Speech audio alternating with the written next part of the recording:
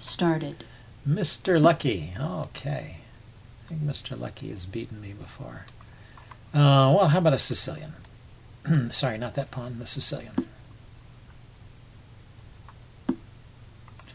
Let's go with the Kan Sicilian. It's a line I've been trying to learn, and I've been doing okay with it. So the Kan Sicilian, you play a6 instead of knight to c6. Knight to c6 would be the timing off. And you still refrain from playing knight to c6. You play queen c7, taking a look at the e5 square, controlling it in a way, preventing this pawn from advancing, and then you're going to play knight f6 next. And these pawns, they make a nice little, they control these light squares here, so the knights can't hop in and harass the queen. So they're making a comfortable home for the queen on c7. Kind of a funny looking setup, but it's not bad. Now the bishop can come out to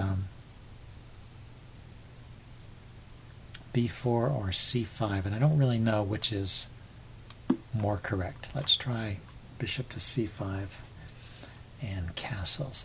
That's what I'm thinking. And so we just kick the bishop. I want to stay on this diagonal. That was the point of bishop c5, is it's looking at the f-pawn and preventing it from advancing. So it kind of slows down black's attack on the king side, which sometimes happens in the Sicilians. Ah, yes. So this is a problem. One of the problems. So when this happens, what I've been doing is allowing this trade here, which destroys my pawns but opens up the g-file. And the idea is to try and make my king at home. Try and make my king at home in the center of the board. Put a rook on g1, put a bishop on this diagonal, and just try and mate on g2. So, for example, b5. Okay, so he gets away from the pin of the f-pawn. That makes sense. Let's get that b-pawn up there right away. Now he can play f3. That's pretty solid. Looks pretty solid. Ah, but he went f4. Okay, well that's interesting. Interesting and dynamic. So let's put the bishop here.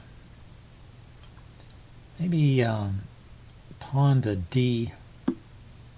Ah, that's his idea. He's going to challenge my bishop by putting his bishop on f3, so they can't get this pressure against g2 very easily. And now I was thinking of playing d5, but it looks like he can just take it, and that would also open up things around my king. If I play f5, and he takes, I take the bishop.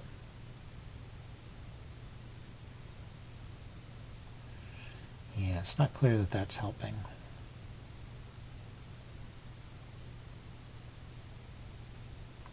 Let's get this rook into the game. Maybe I should actually just castle queenside here. Funny as it looks, I mean, kind of a wrecked structure wherever I go, but maybe the queenside is the safer alternative.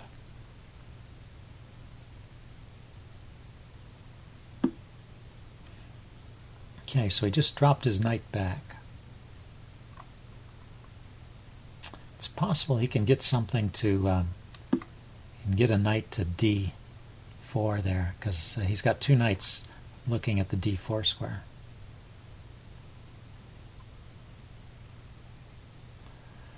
And now maybe I can play d5. Oh, I guess I have to move this knight out of the way first. Where would the knight go? Okay, so that's smart. He's undermining the structure on my king here right away.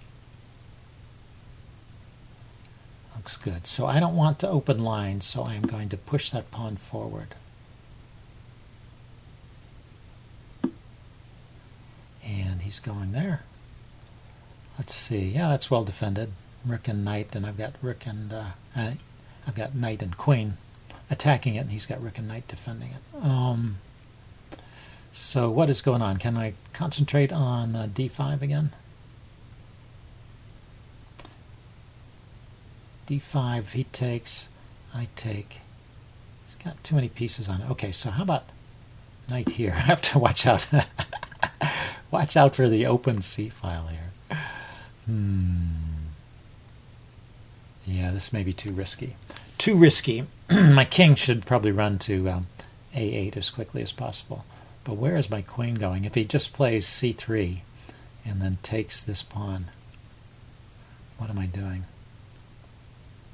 I guess if he plays c3, I will take. Yeah, this is probably too risky to be recommended.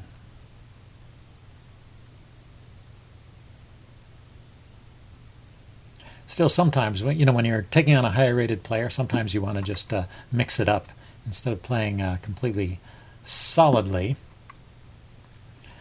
Create some tactical ideas. Okay, well, when he plays that way, I don't have to take it, but it does. It puts a clamp on my d5 idea. That's very interesting. Okay, so it's kind of closed up there. Let's put the knight back on c6. I can't play d5 anyway, so the knight is no longer doing all that much there. And now I am taking a look at this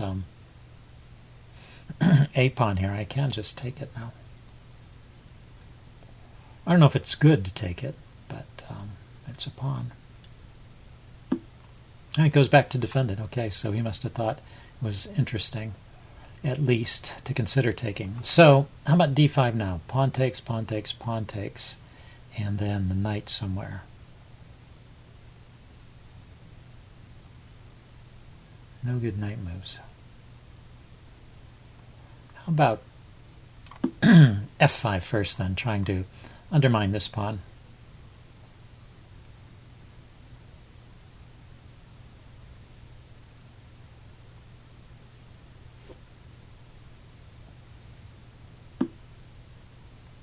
And now d5, pawn takes, bishop takes. And then I move the knight somewhere.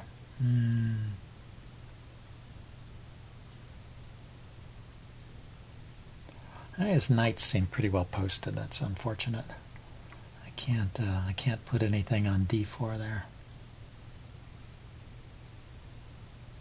Can't take the f pawn. I think I have to play this, just because otherwise my position will get too backwards, too squashed.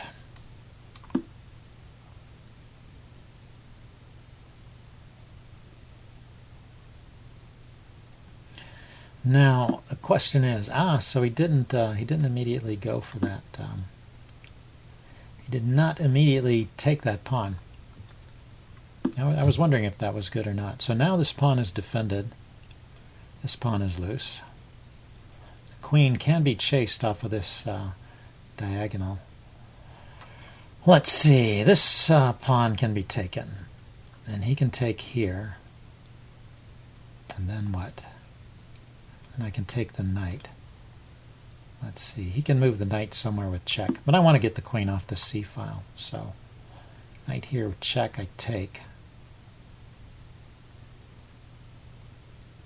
I'm threatening also to win that knight. So, interesting, complicated position. Maybe the knight hops into... oh, no, it can't go there. Yeah, it's interesting. Yeah, the knight is looking good there, but I control all the squares that it can run to. And how can he even support it? Maybe it needs to run back to e2.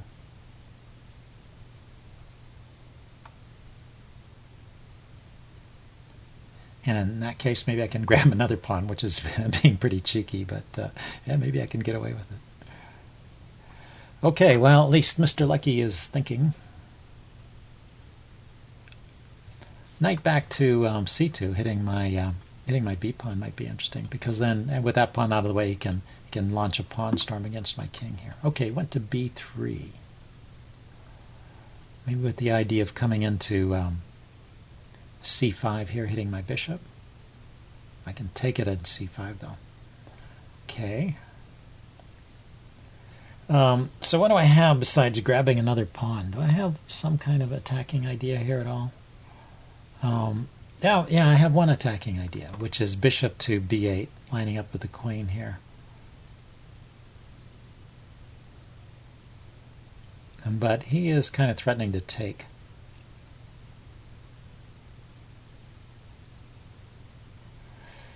Let's see. Let's drop my queen back here.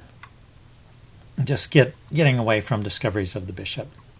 And if the bishop takes here, I can take the bishop, so that's well protected. I'm looking at the b pawn over here. I'm still looking at the f pawn. Okay, he brings his queen out to look at this pawn. I'm going to and his queen defended the f pawn. I'm looking at the idea of bishop to b8 here.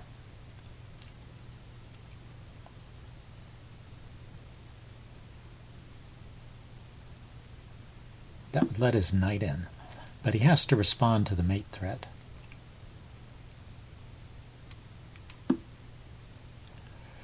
And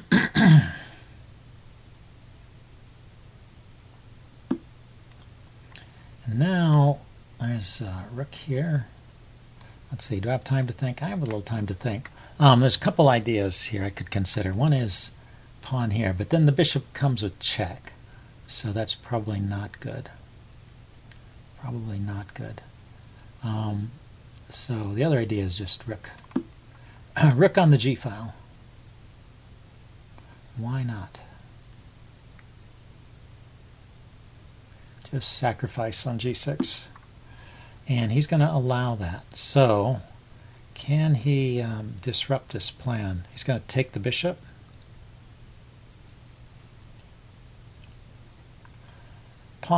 Rook takes, pawn takes, queen takes is threatening check, and then the rook coming over with another check. I think that's looking pretty good.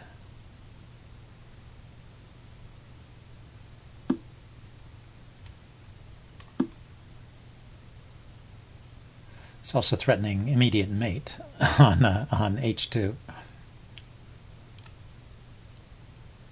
So he has no time to take the bishop.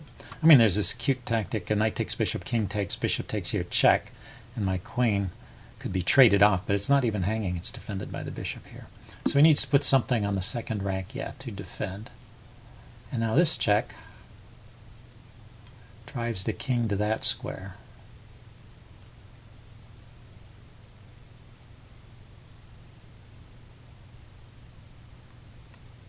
Check. Because the bishop is covering h2. And then this check here with the rook drives the king. Oh, I thought he couldn't do that. Checkmate. Okay, well, that's interesting. That crazy attack seemed to work out against Mr. Lucky. So anyway, I will upload this and do a postmortem. See you guys later. Bye.